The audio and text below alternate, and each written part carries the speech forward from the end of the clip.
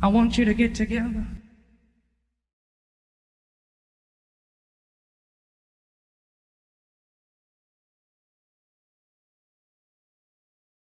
Narrative, you have to do a lot of mental gymnastics to make that, to square that and make that work. I believe Jesus at his word, and I think when he said, I am coming back immediately, the time is at hand, I believed him. And I believe he was talking to the people of that time, not to a future generation, us. And this is what I mean. It always felt a bit snake oily when people were preaching this futurist doctrine to me. There was something off about it, and I didn't know what to do or how to question it, because Jesus saved me personally. I know he's real, and my faith is in him, and I know it's the truth. But something about this mainstream doctrine, which everybody believes in Christendom, just didn't. At the back of my mind, it was always itching. Like, there's something off here. There's something off, And then when this theory came around. And like I said, I don't know the rules of engagement because I wasn't raised in a church, and I was saved in 2014. I'm 30 now, I'm 31 now, should I say? I'm getting older, and I'm still not a member of any church, because every time I tried, I'm not trying to disparage them, but they're just not thinking about these things, and it's not enough for me. It's just not enough for me. Okay, I'm not looking to join these churches and cause strife and be a problem for anybody. So I think it's probably best I just stay out of it with my own ideas and thoughts. It's that type of thing. But again, I suppose when I started talking about these things on my channel, I was naive in thinking that most Christians would understand what I was talking about. They would know about the little season and the millennial reign type of stuff. So I wasn't aware for the backlash I was about to receive, or even just speculating about the possibility of this being a thing. And I guess that's the difference between a conspiracy theorist Christian and a normal church-going Christian. It's just not on their radar, is it? And I mean, I've made a document, and I've been compiling quotes that kind of show that yes, the Bible makes it clear, like unequivocally clear, that Jesus was saying it was going to happen immediately, not long after his death and resurrection, and after the transfiguration, he was coming back quickly. He wasn't coming back in 2,000 years. So I'll just get the document up and let's just reel off a few quotes, and a few talking points based on this. But sure. It says, Jesus will come soon, quote. So we have Matthew 16:28. Jesus said, "Verily I say unto you, there will be some standing here which shall not taste of death till they see the Son of Man coming in his kingdom." I mean, people could say, oh, well, no, he was talking about, people will see him resurrect from the dead. That's not what it says. It says they will see him coming in his kingdom. That's not him raising from the dead. That's something else, Mark 9:1. And he said unto them, "Verily I say unto you, that there be some that stand here, which shall not taste of death, till they see the kingdom of God come with power." So they're talking about the kingdom of God here, a kingdom of some kind, appearing to them in some way. And then people speculate he was being metaphorical. He's just talking about the power of Jesus's energy suddenly taking over the world or something like that. That's basically what they talk about, especially the amillennialists who say, the millennial reign's already happening and he's ruling from heaven with his father. It was never a physical kingdom, people always say.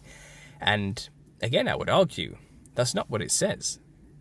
He's talking about people will see the kingdom of God come with power. They will see it. They won't feel it in the warm and fuzzies in their heart. They will see it. Like, we have Luke 9:27, but I tell you of a truth. There will be some standing here who will not taste death till they see the kingdom of God. Pretty straightforward language, People right here in front of me right now will not die before they see me come back with a kingdom. I mean, that's pretty black and white language, Luke 2:26. And it was revealed unto him by the Holy Ghost that he should not see death before he has seen the Lord's Christ. Matthew 10:23.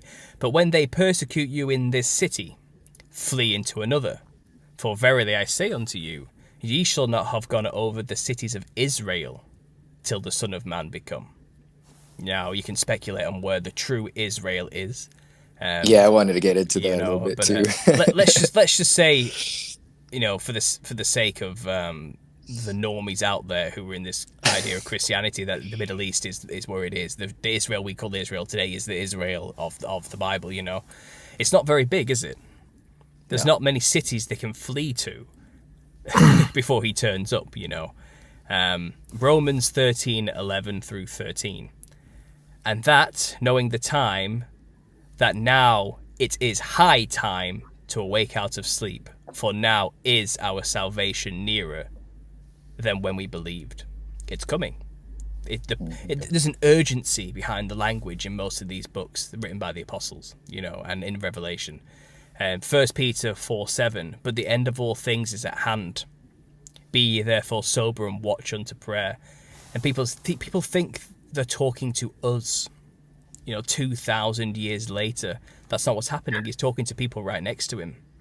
They are writing letters to churches, to people who are waiting for him to come, for Jesus to return. And Peter's telling them, be sober, you guys, who I'm writing this letter to right now in the specific time period. And watch unto prayer, because the end of all things is at hand. It's about to happen, not 2,000 years later. Right. And again, I got more repeat quotes here, but let me see. Jesus repeated himself over and over again in the Revelation to John, the book of Revelation, in the start and the end. So in the beginning of Revelation, Revelations 1:1, things which must shortly come to pass. Mm-hmm. That's not talking about 2,000 years later when this was written on the island of Patmos, And you can speculate when, 70 AD, some people say 98, 96 AD, but I'm not going to trust any timestamp dates in any of these things right now, to be honest, because everything's up in the air as far as I'm concerned. But when it was written, he said in the very first line of Revelations, things which must shortly come to pass. Mm-hmm. Revelations 1:3, the time is at hand. Revelations 1:7, behold, he cometh with clouds, and every eye shall see him, and they also which pierced him. Now that's a big one. Right. The people who pierced him will see him come in the clouds, physically, on earth with their own eyes. They will see him come back with his kingdom. And those who actually crucified him will live long enough to see him come back. That's the words of Jesus Christ himself. I can't make him a liar just because I want to believe that I get to be in the millennial kingdom with him or something, or and don't get me wrong, not everybody has that attitude. Not everybody's like upset because they don't get to rule for 1,000 years with him or live during this time of peace. Right. It's not fair to plaster everybody who has the futurist belief that that's what they want and why they're upset to have it taken away. It's not. Some people have just been in that world for so long, they haven't even comprehended that there is an alternative way of viewing it. So it's a shock to the system. It's just a shock, if you've done one thing your entire life and you've done so many works and based your life surrounding this idea that you're living during the time where Jesus is about to return. It can be shocking to find out that maybe you've been lied to and that's not the case. That there's been a cover-up. There's some examples here of why we're not in tribulation. I got this quote from somebody who posted it onto a comment, and I thought it was really insightful. So I'll just read it to you, and it's a basic explanation. The current nation state of Israel, which was established in 1948, is not of God, because the land promises made to Abram and the fathers were already fulfilled a very long time ago. This is recorded in the Old Testament. We see in Deuteronomy 1:8, 21, 11:24, Joshua 21:43 through 45, Joshua 23:14, and Jeremiah 32:23, and Nehemiah 9:7 through 8.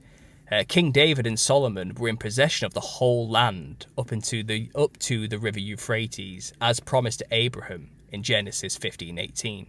This is recorded in 2 Samuel 8:3, 1 Kings 4:21, 24:2 and Chronicles 9:26. So the lands have already been occupied and the promise has already been fulfilled. So this new nation state of Israel we call today is not a fulfillment of a prophecy it's already been fulfilled and done and dusted and it's over with. You know, Israel's continued occupation of the land depended on their obedience to God. And it was because of their national sins that they lost it. And that's recorded again in Deuteronomy and Joshua.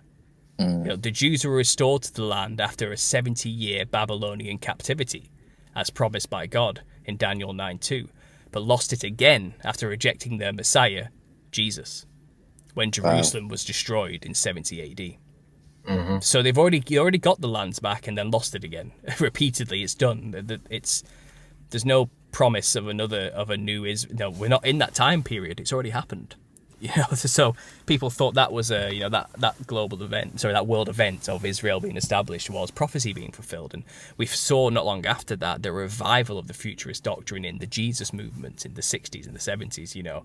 And a lot of people think that was mainly a counter-reaction to the counterculture of the hippie movement of the 60s and 70s. It was like a Christian counter-movement to the New Age movement that was rising up in rebellion. But you realise, you know, in true controlled opposition fashion, even though the doctrine is sound, if, you know, because they're talking about Jesus Christ being who he said he was and all that type of thing, it's perfectly sound as long as we are pre-tribulation. And that's the thing that they purported the most in the 60s. They purported that, you know, we can see Israel as a nation state has been created, therefore it's premillennialism all the way to the end. Jesus is about to return, you know, and that became the established doctrine of the modern world up until now.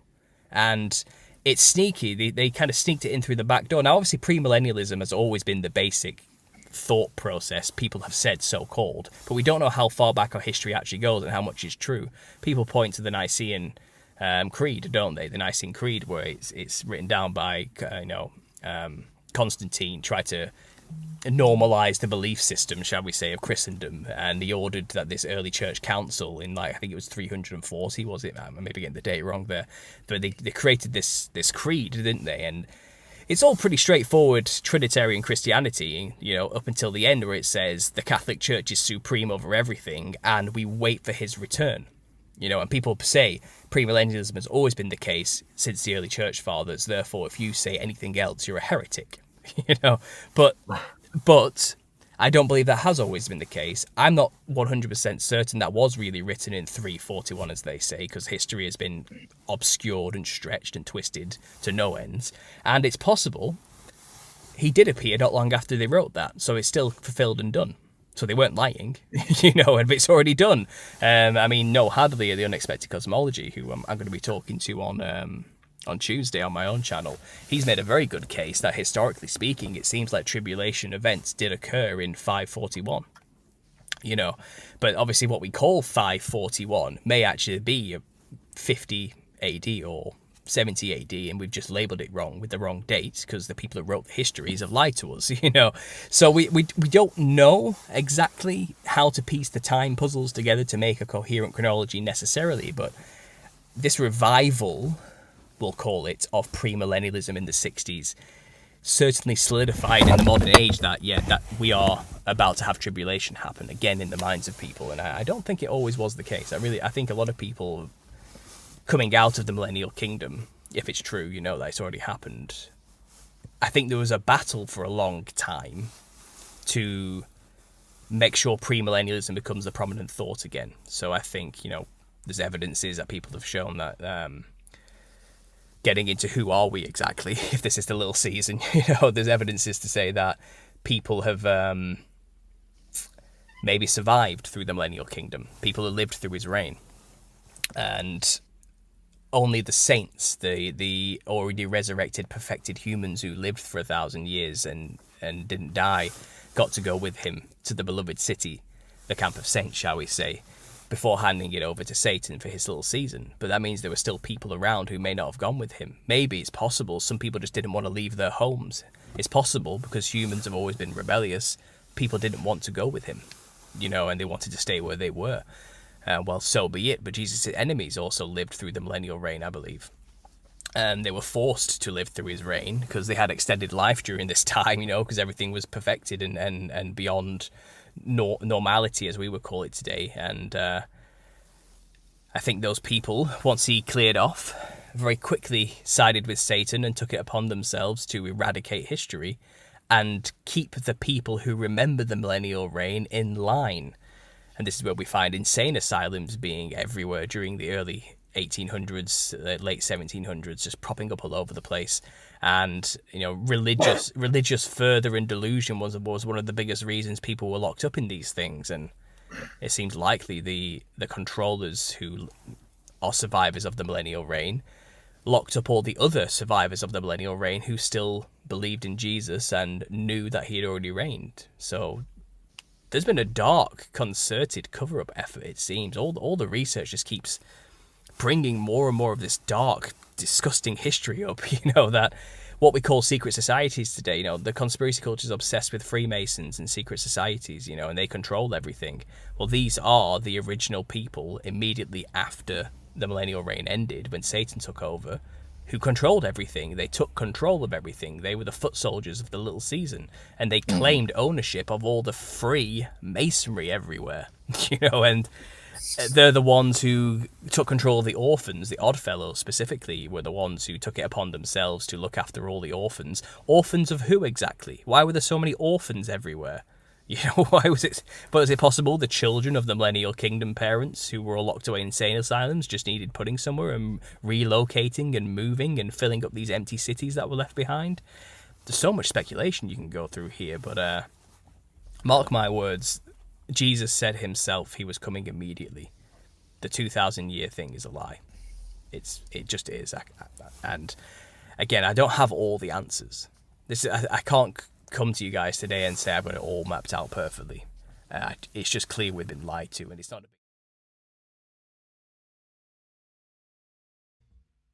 I want you to get together